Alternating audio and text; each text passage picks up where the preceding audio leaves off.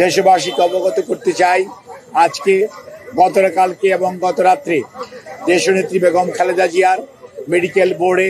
Professor doctor Shahabuddin Talukdar, professor doctor Nuruddin Ahmed, professor doctor FM Siddiqui,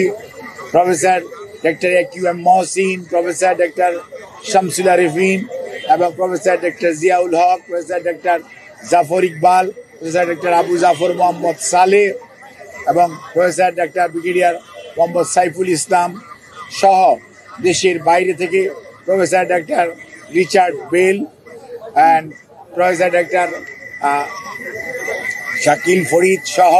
এবং professor doctor Goldstone, professor Patrick Kennedy, professor Jennifer cross, they are all from UK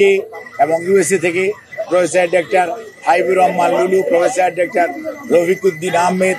professor doctor John Hamilton, professor doctor Hamid Rob, professor Christos Georgiaris এবং আমাদের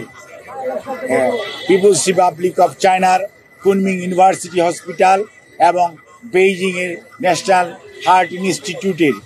সর্বোচ্চ পর্যায়ের বিশেষজ্ঞ চিকিৎসকদের সমন্বয়ে গঠিত medical বোর্ডের সর্বসম্মত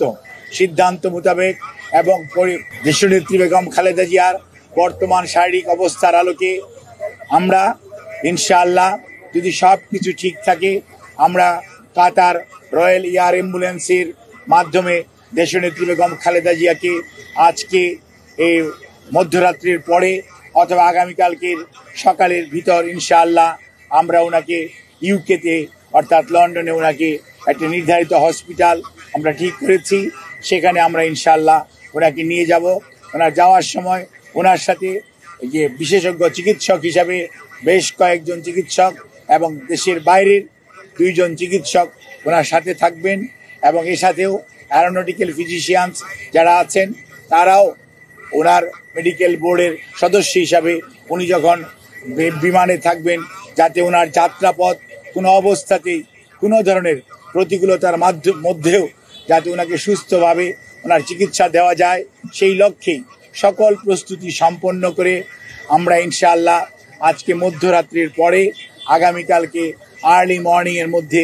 বাংলাদেশ থেকে ওনাকে দেশের বাইরে নেওয়া হবে ঠিক মেডিকেল বোর্ডের পরামর্শক্রমে।